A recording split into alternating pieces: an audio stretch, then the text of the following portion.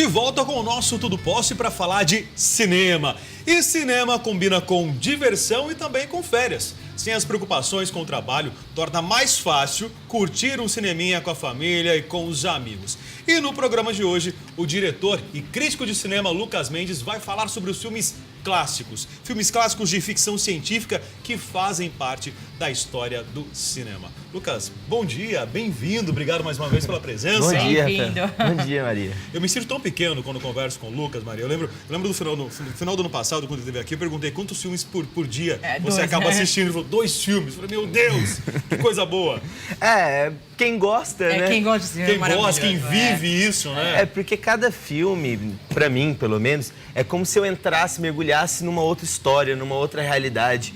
Então, pra mim, é como se eu estivesse saindo desse mundo, entrasse pra outro universo, eu curtisse aquilo, tenho novas vivências. É como se eu vivesse a vida dos personagens que estão no filme. Pelo menos eu tento fazer isso. Então, pra mim, eu acho que a coisa mais prazerosa que eu tenho é ver filmes. Sabe que eu li na biografia do Woody Allen, que a gente vai falar daqui a pouco, que naquele calor de Nova York do verão, como a gente está passando hoje, mas aquele calor forte, ele falava assim, não, eu vou ao cinema, porque no cinema eu me refresco e vou aprendendo ainda mais. Ele amava passar as tardes de sábado, de domingo no cinema. Eu acho isso muito legal, principalmente porque hoje em dia as pessoas estão vendo muito filmes em casa, mesmo a gente falando agora de filmes clássicos, a cultura de ir ao cinema, né, do lugar as cinema. pessoas perderam. Pra mim, ir lá com aquele som, com o ar-condicionado, com as poltronas mais confortáveis, ir junto com os amigos e aquela telona, pra mim, é insubstituível, assim, nada como ver um filme numa sala de cinema. E, hoje em dia, o que as pessoas fazem, né, durante uma exibição em casa, é que as pessoas falam muito, né? Você não vê, Rafa?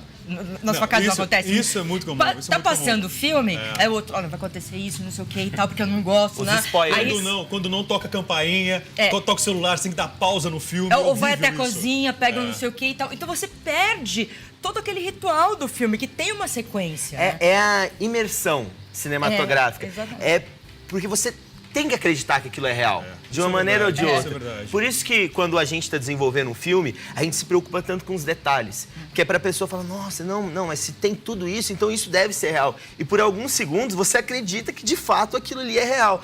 Até quando você sai e fala, não, calma aí, não existe nave espacial, não existe, calma, era só um filme. Como você falou, sentar numa poltrona, realmente, numa sala de cinema, é completamente mágico, envolvente, né? Aquela tela parece que te absorve, o áudio que vem de trás, nas salas modernas, né?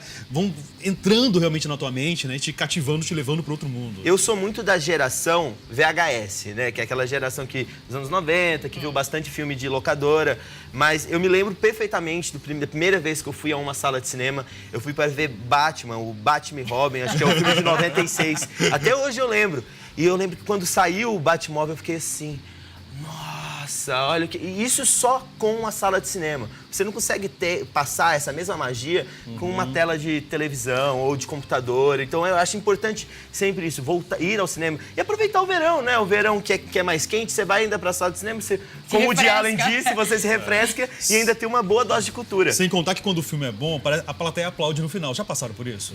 Não é muito legal isso? Você vibra Principalmente junto, nos Estados Unidos. Todo mundo vibra. Eu vou te falar que quando a gente está fazendo exibição de filme, é a coisa que a gente fica mais tenso. Porque o público de cinema, eles nem sabem que você, como diretor, está ali na sala, às vezes. Então, é muito mais honesto do que no teatro, que eu acho que as pessoas sempre têm a obrigação de bater palma. A gente fica, será que vão bater palma? Será que gostaram de verdade? E aí, quando batem palma, é como se fosse um alívio. Consegui. Que coisa boa. Fiz o que eu queria. Imagino isso pra vocês. Bom, e esse papo retrô sobre as nossas memórias, sobre o que nós vivemos na sala de cinema, e a gente espera viver muito isso, né, Maria Cândida e Lucas, tem tudo a ver com os filmes que o Lucas vai trazer pra gente hoje. São clássicos do cinema, fizeram história e ainda fazem. Para um bom entendedor de cinema, para um amante do cinema, tem que ter esses filmes na sua cinemateca. Tem. Não é isso, Lucas? São filmes, eu acho que são indispensáveis para qualquer colecionadorzinho, para qualquer pessoa que se interesse em cinema. São filmes de ficção científica que eu trouxe aqui, que é um gênero que ficou muito famoso, que tem crescido bastante atualmente. E é um gênero mágico, né? Porque envolve tudo isso que a gente estava falando da imersão cinematográfica, de você acreditar que aquilo é verdade. E principalmente para as crianças, são filmes que mexem com a nossa imaginação de uma maneira estrondosa. E você vê, por exemplo, vários filmes que eu vou citar de ficção científica falavam sobre naves de aparelhos assados que eram seres todos de outros planetas, que eram todas coisas imaginadas pelos diretores, pelos roteiristas, e que hoje você vê que são realidade. Você vê algumas naves que o Star Wars desenvolveu, hoje existem aí. Alguns sistemas inventados pelo Star Trek existem aí. Alguns sistemas inventados... Então, assim, são filmes que eles inspiram tanto, que eles inspiram até a criação de novas tecnologias. Isso para mim, eu acho algo surreal. E eu acho que falando disso, a gente pode já começar falando sobre Star Wars. Vamos lá, então. Vamos. Star Wars é o Star primeiro. Wars é clássico, né? Não tem... O primeiro filme a gente vai falar sobre Star Wars, episódio 5, Império Contra-Ataca, de 1980. Ele é o segundo filme da saga Star Wars, né? Porque começou 4, 5, 6, depois 1, 2 e 3. Mas ele é considerado, para os fãs de cinema e particularmente para mim também, o melhor filme da saga Star Wars. Ele é o filme que mostra o Yoda, é o filme que mostra o planeta Dogma, é o filme que mostra o Jabba, que é aquele monstrão. Então, O Homem-Lata, né? O Homem-Lata, o C3PO, ele já vem de antes. Ele apareceu no primeiro episódio já. Eu adorava o Homem-Lata quando eu era pequena. Mas eles conseguem... Mas é esse filme que trabalha melhor ele. Trabalha melhor a figura do Darth Vader. Tem, né, eu não quero dar nenhuma... Não quero contar sobre o filme, mas é o filme que tem aquela cena épica do Luke Skywalker conversando com Darth Vader e que ele conta uma coisa ali que significa tudo para a história de Star Wars e na época que ninguém sabia, foi um choque em todas as salas de cinema. Você não tá valorizando a Princesa Leia, que todas as meninas queriam ser a Princesa Leia. Aí, Maraca, bem lembrado, nem lembrava dela, Olha, juro que nem não. falou. Eu não lembrava dela. E é um filme muito importante também, porque é o filme que a Princesa Leia se une com o Han Solo, né, no grupo de rebeldes. Esse filme veio depois da explosão da Estrela da Morte. Então, ele é o filme do Star Wars que começa a mostrar mais aquela parte tecnológica. Até porque o primeiro episódio, que é o episódio 4, eles não tinham muita verba para realizar. Até por isso que começamos pelo 4, porque eles não tinham verba e recursos tecnológicos para fazer o 1. Então, já que a gente quer fazer, então vamos começar pelo 4 mesmo. Foi 4, 3, 2... Não, 4, 5, 6... e depois... 1, 2, 3. E esse ano vem o episódio 7. 7, que é... Mas é do George Lucas? A Lucasfilm, que é a produtora do George Lucas, foi vendida para Disney. Então, é o primeiro filme, né, de uma série de 3, vai ser o 7, o 8 e o 9, que vai ser produzido pela Disney. Ele não vai ser dirigido também pelo George Lucas, mesmo o George Lucas tendo bastante participação na produção e no roteiro. Ele vai ser dirigido pelo J.J. Abrams, que... eu sei quem é J.J. Abrams. Ele fez qual filme mesmo? Star Trek. Então, eu acho que o J.J. Abrams, ele tá realizando o sonho de qualquer nerd, né? Ele fez Star Trek, agora vai fazer Star Wars, já fez... Se eu não me engano, ele fez Alien, fez Missão... Alien ele não fez, Alien desculpa. foi o Ridley Scott. Ele fez o Missão Impossível, o último. Então, ele é um diretor que... Você vê que ele é um ficcionado por cinema mesmo, porque ele pega filmes antigos, filmes que já são de franquias que já estão super bem consolidadas e ele encara. E ele tem feito um ótimo trabalho no Star Trek. Vamos ver como que ele vai sair no episódio 7 agora do Star Wars. Porque eu sempre falo, né?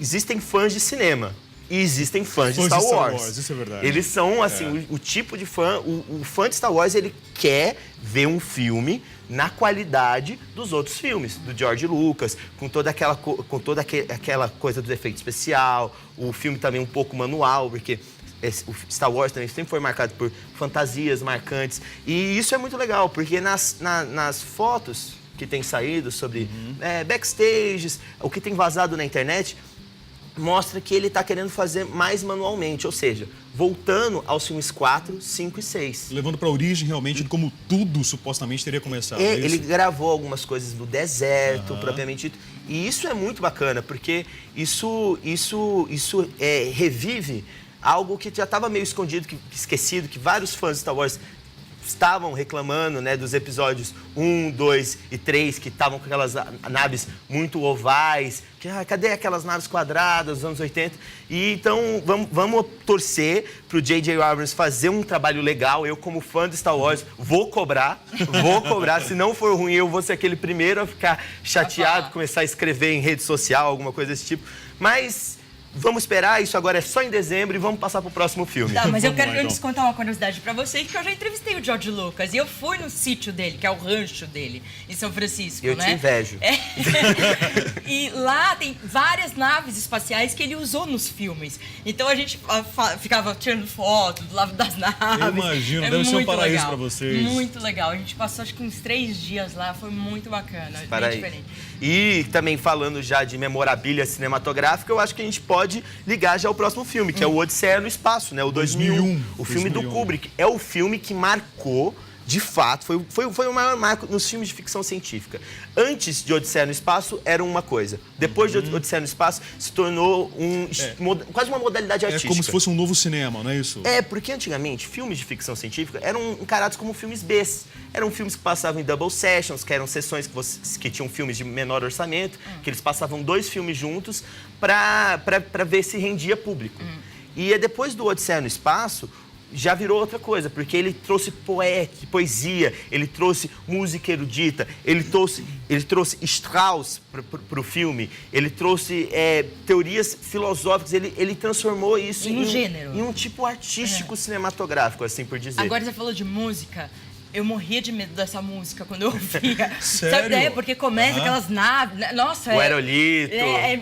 É assustador para uma criança. Contando assim, rapidamente, o filme poucas pessoas, na verdade, dizem que tem dificuldade de entender, mas o filme não é tão complicado assim. Ele é dividido em 3 capítulos. Isso é um pouco estranho, às vezes. Quem não tem muito essa familiaridade ao filme capitular, se assusta um pouco. Ele primeiro vem com a origem do homem, que ele mostra algumas coisas de primatas. Depois ele passa para o homem evoluído, que seria, na visão do Kubrick, como seríamos nós agora, né, em 2001, né, no caso, e depois ele passa para o fim do filme, que seria a evolução do homem, mas não uma evolução mental. É um pouco difícil de explicar, porque o Kubrick ele coloca muito filosofia dentro do filme dele. Então as pessoas se perderam muito e, por incrível que pareça, não foi um filme que fez muito sucesso. Tanto que o próprio Woody Allen, que é o próximo cineasta que a gente vai comentar, ele tem uma entrevista que ele fala que ele foi ao cinema e ele achou um saco. Ele falou, não, que filme ruim. Cansativo, né? Achou cansativo, achou muito musical. E aí depois, quando ele viu de novo, ele viu, caramba, que filme é esse? Isso aqui é uma obra de arte, isso é uma das coisas mais lindas que eu já vi. E é considerado um dos melhores filmes já produzidos na história do cinema. Ele trouxe várias revoluções de linguagem cinematográfica. Ele é um filme que ele é basicamente som e imagem. Então, o Kubrick tentou buscar, dentro de um meio cinematográfico tão tecnológico, ele tentou buscar o que é simplicidade, o que é muito bacana. Numa época que o áudio também não era tão definido como é agora. Sim, né? e é muito interessante isso, porque esse filme é o filme que fez Kubrick ser Kubrick. Porque até aquela coisa da valsa, das espaçonaves, era uma coisa que ele já tinha feito antes no filme Doutor Fantástico, ele já tinha feito algumas outras coisas de questões fotográficas em outros filmes anteriores dele, mas o filme que fez ele falar, esse é o Stanley Kubrick, esse é um dos melhores diretores da história do cinema, foi Odisseia no Espaço. E aí é um filme onde o diálogo silencioso fala muito alto. Fala muito. A imagem é muito rica, os movimentos ali estão muito presentes. Cria uma tensão. Cria uma tensão, esse isso é verdade. silêncio que você fica preso no filme. Mesmo sendo um filme que tem pouco diálogo, é um filme que te prende mais do que um filme que seria mais verborrágico, por Eu assim só dizer. questiono se o jovem de hoje assiste o filme como a gente assistiu naquela época, porque o jovem de hoje, ele é muito rápido, ele quer muito incentivo, ele quer muitas ação, coisas ele quer ação, quer ação, né? ação. Então, às vezes, eles não têm paciência de ver uma coisa mais lenta. No ano passado, ou retrasado, teve uma exposição do Kubrick aqui em São Paulo. E eu tive o prazer de ir, eu sou fã do Kubrick, então eu fui acho que 8 vezes na exposição. E... Só 8 vezes? Só 8 ele foi na vezes. exposição. Só 8 vezes para ver algumas coisas do Kubrick. E eu participei de um fórum onde a gente teve algumas discussões sobre isso. E muito interessante você falar isso, porque isso foi uma das coisas discutidas. O meu argumento era que, ok, não tem como a gente encarar o Odisseia no Espaço, que é um filme de 68, na visão do jovem de hoje. Mas eu acho que se o Kubrick tivesse feito o filme hoje, e o filme ia continuar parecido com o que ele é, mas ele também ia se dinamizar mais. Por isso que é muito interessante você ver filmes antigos, porque além de você estar vendo um material artístico, histórico, você tem a oportunidade de entender um pouco como era a cabeça das pessoas de 68. Então, hoje, seria um pouco mais difícil os jovens verem esse filme, mesmo que eu acho que é uma coisa que vale a pena, porque é uma obra de arte, mas é bacana que seja assim, que seja mais lento, porque você entende como que era o mundo em 1968. E tem muita gente que ouve, inclusive, a trilha sonora, tanto de 2001 como Star Wars, e nem sabe que essas músicas fizeram parte de uma história. De uma história. Tiveram uma história rica, por sinal, do cinema mundial. E uma coisa muito interessante sobre o Kubrick é porque ele pegou uma ópera do Strauss, que na época era um cara que apoiou Hitler, e ele, como judeu, transformou isso em um filme dele. E ele falava que ele estava dando uma punhalada no nazismo. A última punhalada no nazismo, porque ele pegou uma obra de um nazista, usou num filme de um judeu e transformou em outra coisa. Hoje ninguém olha a obra de Strauss e fala, Hitler, você fala Kubrick, 2001, Odisseia no Espaço. Então isso mostra uma sagacidade do diretor que é espetacular. Bom, o próximo filme, O Dorminhoco. Vamos para Woody Allen. Agora vamos falar de comédia. A gente já falou de filosofia, já falou de filme de ação e agora vamos pro mestre da comédia, com certeza, Woody Allen, um de seus melhores filmes, o filme de 73, Woody Allen, Diane Keaton.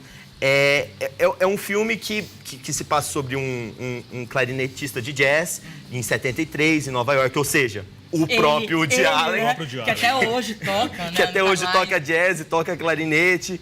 E ele é congelado em 73. 200 anos depois, ele é descongelado por cientistas que fazem parte de um grupo de rebeldes que querem destruir o poder que está vigente.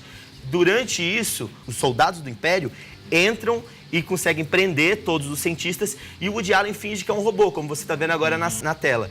E isso é muito legal, porque isso cria várias situações engraçadíssimas, dele vestido como robô, ele como uma pessoa do passado vivendo no futuro, e esse futuro é totalmente estranho, e o personagem vivido por ele, junto com a Diane Keaton, e começa como todo filme do Woody Allen, tem uma pitadinha de romance no meio, discussões filosóficas fortíssimas, é um filme muito intelectual e, para mim, um dos filmes mais engraçados e um dos melhores filmes do Woody Allen. Chega a ser meio trash, inclusive, o futuro do Woody Allen. O futuro do Woody Allen é totalmente maluco. O futuro do Woody Allen, se eu não me engano, tem um grupo anarquista, o governo é meio comunista. Eles misturam um monte de coisa, ele vai misturando um monte de referência e cria uma obra cinematográfica. E ele fazia, nessa época, humor visual, como o humor de Chaplin. Então ele tinha um ritmo totalmente diferente.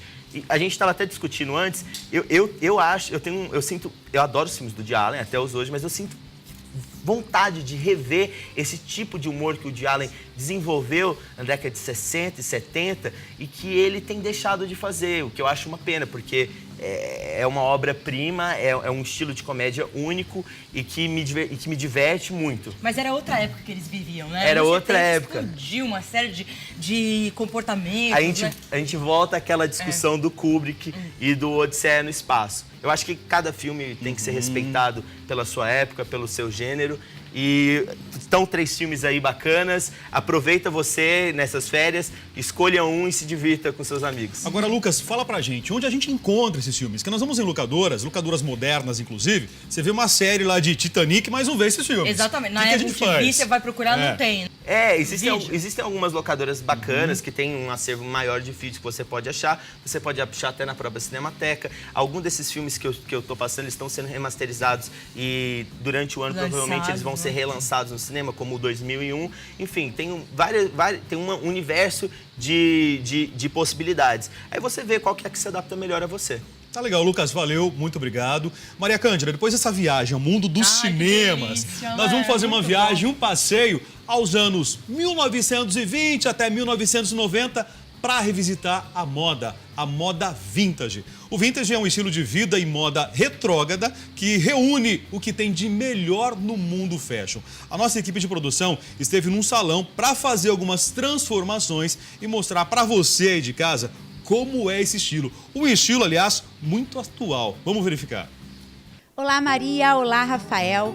Os anos 20 até os anos 80 ficaram tão marcados na memória coletiva que até hoje são ressuscitados por quem dita moda. Para os dias atuais, os looks vintage foram readaptados e é possível sair de casa numa produção retrô sem parecer antiquado. Muito pelo contrário, são looks pra lá de chiques e modernos. O Tudo Posso veio até um salão de beleza aqui em São Paulo mostrar como montar esses looks.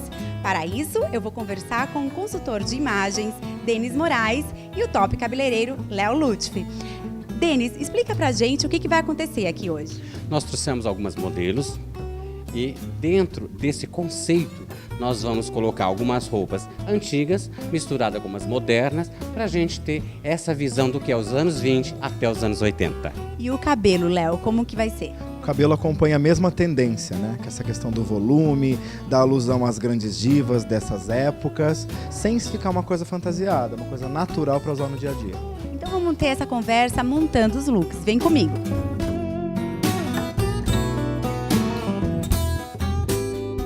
E explica pra gente, Léo, qual é a característica principal de uma maquiagem retrô? Então, na verdade a gente sempre busca um estímulo que vem primeiramente do cliente, né? E depois a gente vai trabalhando isso, cuidando para que aquilo não fique uma fantasia, para que essa maquiagem encaixe no dia a dia. Então, assim, a gente escolhe o que ela pensa, né? Assim, quem é ela hoje? O tema aqui que a gente escolheu é Amy Winehouse, que é esse cabelo mais bombê, mais volumoso, que compõe com a roupa, que é de pois, né? Então o olho tem que ser bem marcado, aquele delineador bem marcado. Mas é claro que a gente não vai fazer aquele delineador rasgado de Amy Winehouse lá na orelha. A gente vai fazer uma coisa muito bacana e muito... é o que é a tendência, vai fazer uma coisa natural. Natural, sem ficar caricato. Isso, exatamente, a palavra é essa, sem ficar caricato. Ok, vamos lá. Vamos lá.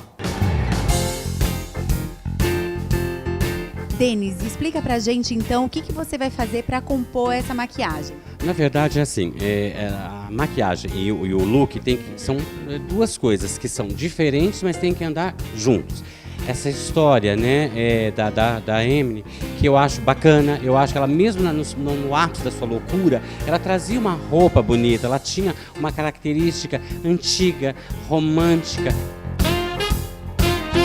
O que é bacana também de notar é que as grifes também de maquiagem, de cabelo, elas já fazem as presilhas que compõem com essas roupas, já fazem também os cílios postiços que está assim na moda e tem lojas que são especializadas apenas em vender esse tipo de acessório, que é o cílios postiço da moda, tem as unhas postiças que são também da moda, então tá tudo compondo, então tudo anda realmente junto, o cabelo, a maquiagem, a produção de roupa, tudo para essa mulher moderna, né, para essa contemporaneidade.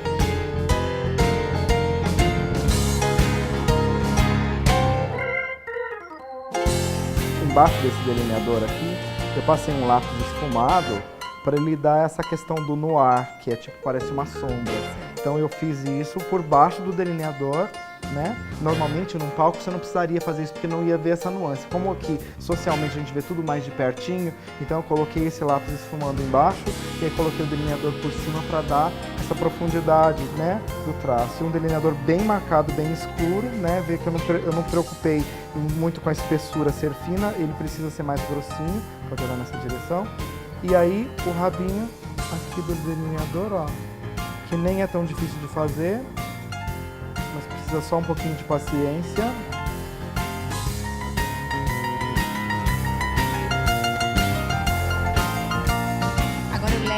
vai produzir a modelo Aline. O que você vai fazer nela? Nós buscamos a referência daquele grupo que fez muito sucesso, que era o Delight. E a vocalista era Miss Lady Keir. E ela tinha um visual inspirado na década de 60, mas ela também foi contemporânea nos anos 90 e ela deu essa misturada, essa coisa do que depois o Denis vai falar, do que é o psicodélico. Então, assim, ela inaugurou na TV e nos clipes e na música o psicodelismo. Então, essa questão das cores, das formas, do vestido trapézio, da maquiagem muito carregada, do olho muito marcado, que é usado ainda até hoje. E acredito que a própria Amy Winehouse bebeu dessa fonte. Então, é o olho muito marcado, um cílios postiço muito grande. Parecia alguma coisa muito perto do que é uma drag queen, né? Já para aquela época. Para aquela época, que foi inclusive quando o movimento de drag queen aconteceu, no começo dos anos 90.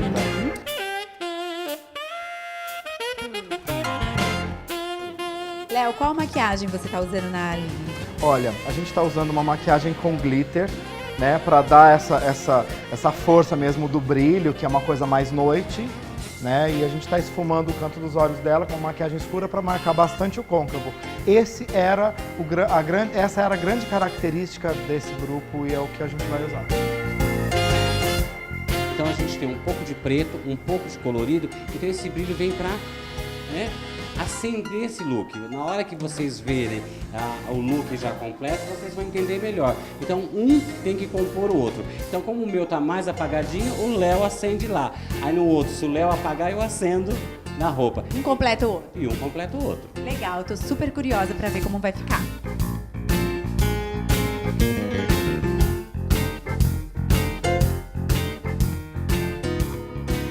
E o bacana é que os homens também podem aderir ao look retrô. Não é isso mesmo, Léo? É isso mesmo. O que a gente percebe hoje é que assim, cada vez mais o homem está aderindo. Hoje tem uma tendência de corte de cabelo que se chama Razor Art, que é a arte das lâminas que fazem aquele tipo de corte, aquela barbearia antiga, anos 50, que é bem mais curtinho aqui. Então mostra pra gente aí o que você vai fazer. Eu misturei um pouco de cola de cabelo. Cola de cabelo? Tá? E onde encontra? Nas lojas especializadas, certo. Né?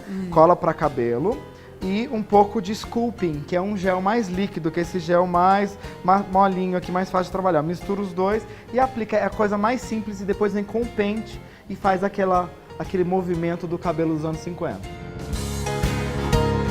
Agora me fala, Denis, como compor esse cabelo? A gente vem aí com um shorts que é cortado um pouquinho, né, abaixo da coxa, que é aquele normal, para ter uma dobrinha. Vai ter muito sapatão, sabe aquele sapatão antigo? Até uma linha meio exército. Nós temos também suspensório, a gente tem a gravata borboleta. Então o homem tem poucos elementos, então a gente trabalha muito mais no cabelo. Agora o Denis já trouxe aqui os modelos todos produzidos. Denis, explica pra gente qual foi o trabalho que você teve aqui com eles. Primeiro a gente fez um estudo super bacana para trazer para vocês aí de casa o melhor. E o melhor é isso aqui. Lembra lá atrás quando a gente falou que os homens têm poucos elementos para trabalhar? Trouxemos aqui para o Matheus um suspensório, que é super antigo, uma camisa moderna da TNG feito ontem. Então a gente tem essa história de mesclar para trazer o antigo com o contemporâneo para dar esse ar super bonito. E essa calça aqui é a calça que eu falei que tem mais de 60 anos. O corte dela é super diferente. Aqui dentro ela mostra que realmente é uma calça antiga. Ó, o tecido a alfaiataria está super amarelada. E aí, para quebrar essa história toda, a gente colocou aqui um sapatão nele com rato, porque dá aquele ar másculo, bacana. E ele veio italianinho, que era o que se usava muito naqueles filmes, né, de mafiosos dos anos 50, aqueles jovens conquistadores do mundo. E é isso que o Matheus hoje está trajado. E o cabelo que o Léo fez que compõe perfeitamente o visual. Veja você, o cabelo, ele é, né, o que completa, é como se fosse o acessório feminino. Ele que dá todo esse charme especial num look masculino. E o que você aprontou com a Giovana? Bom, com esse bocão lindo, maravilhoso, nos lembra muito a Amy. Gente, ela tá igual, tá igual, tá perfeito. A gente foi buscar a sósia brasileira da Amy. Para matar a saudade daquela grande atriz. Então, nós começamos, né, com uma história do make, que ficou super parecido, super bacana. Depois a gente veio com o poá, que são essas bolas. Tem o mini poá, tem o médio. Eu trouxe bem grande por se tratar de uma mulher escandalosa, uma mulher cheia de talento, mas que não poderia deixar de ter um recorte atrás, né? Então, toda essa história na Giovanna, a gente completou também com o look no calçado, que é a bota, é uma coisa muito brasileira, muito forte, que tem uma marca nossa, né? Então, a mulher brasileira gosta de bota, então não adianta estar vestida assim, sem uma botinha. E dá pra usar colocando aí a flor no cabelo, que dá um visual bem diferente. E além da flor, ainda vem com os acessórios, que são pedras brasileiras, pedras grandes, pra gente colocar a coisa antiga com a coisa, né, moderna e dar esse ar super jovial. E o Brasil é super rico aí em bijuterias, com pedras nacionais, né? Dá pra abusar bastante. Muito. Você sabe que o Brasil hoje está em primeiro mundo nas bijuterias. Eu acho um sonho tudo isso. Agora a Aline tá uma beleza brasileira, mas que tem inspiração aí no exterior, né? Isso, vem toda psicodélica, né? Então a gente trouxe essa explosão de cores. Nós nos inspiramos na Delight, uma grande cantora dos anos 70. Então todas essas cores, mas num compacto, uma coisa mais fechada. Porque a mulher brasileira, ela gosta de cor, mas nós não temos aquela característica do laranja com preto. Então, o hábito de misturar muitas. Muito. Então a gente parou por aqui. Até temos aí quase que uma leitura do Emiliano Pucci, que é aquele designer italiano, mas dentro do roxo, dentro do azul, dentro do verde. E a gente traz também um acessório dentro da mesma cor, para não dar aquele ar de que alguma coisa tá fora. Agora, se a mulher é menos ousada do que a Aline, o que pode fazer aí nesse visual para ela usar no dia a dia? O que pode tirar ou pôr para compor? Olha, eu gosto pro dia a dia, isso aqui é uma roupa estilo festa, né? Uma festa assim super casual e tal. Se fosse pro dia a dia, eu abaixava um pouquinho menos, né? Essas estampas, usaria esse mesmo tipo de tubinho, mas com menos estampas. E o sapato eu jogaria um preto, porque ali a gente tem, né, um azul royal super forte, super chamativo. Eu colocaria um preto e tava feita aí a história. Agora, Denis, eu quero te aproveitar e quero que você faça outro visual neles aí. Dá pra fazer? Em 2 minutos, Então, é pra vamos usar. lá.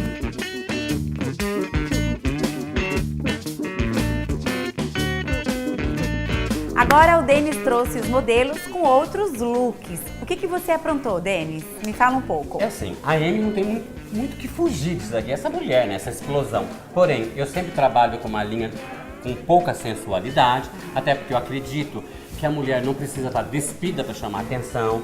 Mas como a gente está falando aqui dos anos 80, anos 90, uma roupa vintage, eu fui buscar lá no fundo do baú para vocês, olha aqui, ó, a manga bocassino, que foi uma febre nas calças e elas também vieram nas blusas, que eu acho um luxo. Mas a Amy vai ficando pra cá e a gente vem na Delight, olha aqui. Quando você me perguntou lá atrás o que eu faria exatamente isso aqui. Eu pegaria uma cor característica daquela grande atriz, daquela grande cantora e colocava, fica uma coisa mais sublime, mais fechada, mas sem perder toda a elegância. E a característica da artista, né? Claro. Agora aqui nós temos o verdadeiro pastiche. O que é isso? Minha amiga, pastiche é uma mistura de todas as décadas em uma só pessoa. Aqui nós temos o coturno anos 70 e 80, uma coisa que começou lá em Londres, veio pro Brasil e virou uma grande febre.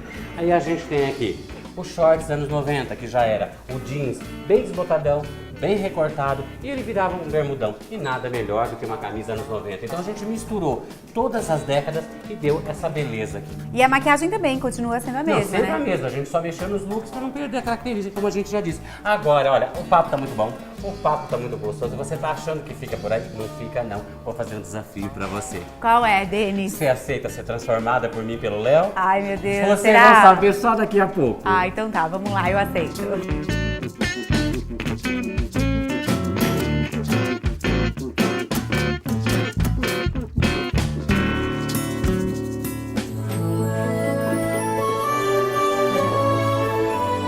Gente, me transformaram numa musa do Nouvelle Vague, o cinema dos anos 60. Já descobriram quem é? Não? Então eu vou chamar aqui o Denis, vem cá. Fala pra gente em quem você me transformou. Uma Brigitte Bardot. E aí, gente, acharam parecida mesmo? Olha aí a nossa foto. Léo, o que você colocou em mim aqui? O que você fez pra produzir que eu ficasse parecida com ela? Na verdade, assim, a gente teve uma pesquisa, né? E a gente viu o teu formato do rosto e a gente deu uma repaginada em você e fez a maquiagem parecida com esse azulzinho, né? Que ela usava muito, o cabelo bem bombê, bem fofinho. Então a gente traz, na verdade, a gente não transforma ninguém, a gente só traz à tona o que já existe dentro de você. Então muito provavelmente essa Brigitte Bardot já existia aí dentro de você. E aqui no camarim vem muita gente que, assim, eles querem ficar parecidos com a Marilyn Monroe, eles querem parecer a Audrey Hepburn. Então o que acontece? a gente traz a beleza da pessoa à tona e dá uma pincelada dessas divas aí do cinema noir. E aí, gente, gostaram? Me acharam parecida mesmo? Denis, muito obrigada, adorei te conhecer, adorei as produções que você trouxe aqui pra gente. Eu também, olha, essas plumas é uma característica daquela época, as pérolas. Então, completando o trabalho do Léo, tá aqui a nossa nova diva aí dos anos 20 agora, né? Obrigada, Léo, muito obrigada Obrigado, também pela querida. sua participação, eu adorei conhecer o seu espaço. Foi um prazer muito grande receber a todos vocês aqui no Camarim. Foi um prazer passar esse dia com vocês e trazer tanta beleza para tanta gente. Muito obrigado. Muito obrigada, Maria e Rafa, agora é com vocês. Um beijo, tchau! Meire Borges de Brigitte Bardot, sensacional. Adorei isso aí. Aliás, eu queria ver ao vivo, hein, Meire Borges? Vamos fazer uma festinha fantasia aí. Eu quero ver você de Brigitte Bardot. Ficou perfeita. Mas agora é hora do intervalo e na sequência tem um bolo de maçã esperando pela gente. Na nossa culinária, daqui a pouquinho, aqui no Tudo Posso.